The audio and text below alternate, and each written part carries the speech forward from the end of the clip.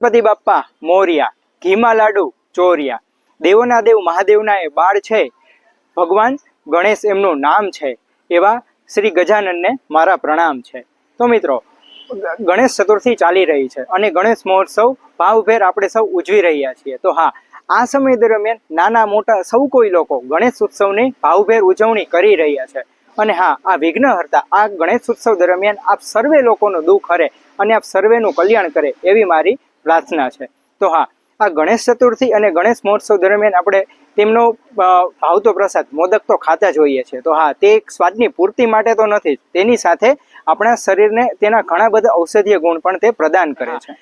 તેમાં આપણે ઘણા બધા ઇન્ગ્રેડિયન્ટ નાખતા હોય છે। તેમાં સૌથી પહેલા નંબરનું ઇન્ગ્રેડિયન્ટ તે છે ગોળ। ગોળ શરીરને ખૂબ જ એનર્જી આપે છે અને સાથે લોહ તત્વથી ભરપૂર હોવાથી લોહીની ટકાવારીની પણ પૂર્તિ કરે છે અને સાથે રોગ પ્રતિકારક શક્તિ પણ વધારે છે। તો હા, જો તમારે પણ ગણપતિ બાપ્પા જેવું એનર્જેટિક થવું હોય તો જરૂરથી ગોળવાળા મોદક ખાવા જોઈએ। બીજું અને સૌથી મહત્વનું ઇન્ગ્રેડિયન્ટ તે છે ઘઉંનો લોટ। મિત્રો, ઘઉંનો લોટ બારીક ન નાખતા તેને થોડો કરકરો નાખવો જરૂરી છે। તો હા, તો જ આ મોદક લાડુનો સ્વાદ આવી શકે છે।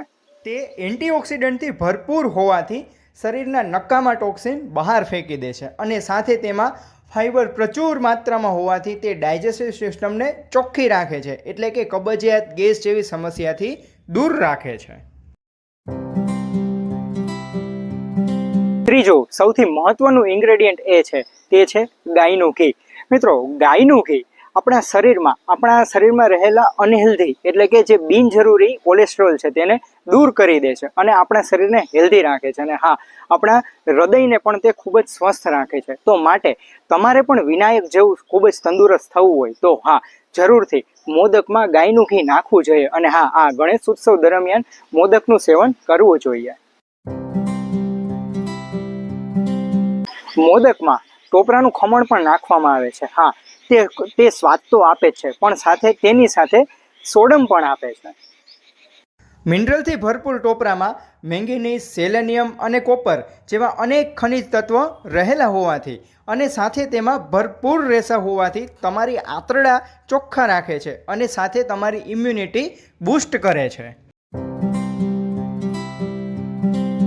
મોદકમાં એક એવું ફળ નાખવામાં આવે છે, તેનું નામ છે જાયફળ। મિત્રો, જાયફળ એ આપણા શરીર માટે ખૂબ જ જરૂરી છે અને તે સ્વાસ્થ્ય માટે ખૂબ જ લાભદાયી છે। જાયફળ તમારા બ્લડ સુગરને પણ કંટ્રોલ રાખવામાં ખૂબ જ મદદરૂપ થાય છે અને સાથે પાચન સંબંધી સમસ્યા જેવી કે ગેસ, પેટ ભારે ભારે લાગવું અને સાથે પેટ ફૂલવું જેવી ઘણી બધી સમસ્યાથી દૂર રાખે છે। તો મિત્રો, તમને જો ભગવાન શ્રી લંબોદર જેવી ફિટનેસ રાખવી હોય તો જરૂરથી મોદક ખાવા જોઈએ। સૌથી મહત્વનું અને આપણા માટે સૌથી વધારે ઇમ્પોર્ટન્ટ તે સૂકા મેવા। નાના મોટા સૌ કોઈ લોકોને એ સૂકા મેવા તો ભાવતા જ હોય છે। તો હા, મોદકમાં આપણે સૂકા મેવા નાખતા હોઈએ છીએ। અને હા, આ ડ્રાયફ્રૂટ એ આપણા શરીર માટે ખૂબ જ જરૂરી છે અને આ વિટામિન્સથી ભરપૂર ડ્રાયફ્રૂટ આપણે મોદકમાં નાખતા હોઈએ છીએ। સૂકો મેવો શરીરના હાડકાં પણ મજબૂત રાખે છે, સાથે તેનું સ્વાસ્થ્ય પણ ઘણું બધું સુધારે છે અને સાથે મિત્રો, તમારા સ્નાયુ અને આંખોની તંદુરસ્તી માટે તે ખૂબ જ સહાયક છે। તો મિત્રો, તે વિટામિન્સથી ભરપૂર હોવાથી તે અનેક ગણી એનર્જી આપે છે। મોદક નામનો શબ્દ આવે એટલે સાથે આપણે ખસખસ તો આવતું જ હોય છે। એ ખસખસ એક મોદક બંને એકબીજાની સાથે જ હોય છે, એટલે કે મોદક આવે એટલે સાથે તેમાં ખસખસ તો નાખવું જ પડે છે। કેલ્શિયમથી ભરપૂર ખસખસ આપણા શરીરના સ્નાયુને મજબૂત બનાવે છે અને શરીરના બાંધાને પણ એકદમ સુડોળ બનાવે છે।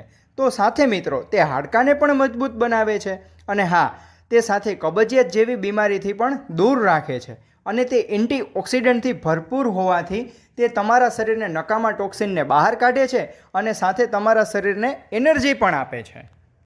માટે જો તમારે ભગવાન શ્રી ગણેશ, ભગવાન શ્રી વિનાયક, લંબોદર જેવું તમારે તંદુરસ્ત અને સ્વસ્થ રહેવું હોય, મજબૂત રહેવું હોય તો હા, આપણે આ ગણેશ ઉત્સવ દરમિયાન જરૂરથી મોદકનું સેવન કરવું જોઈએ। અને હા, આપણે આ ગણેશ ઉત્સવ દરમિયાન મોદક ખાઈને આપણે સ્વસ્થ રહીએ।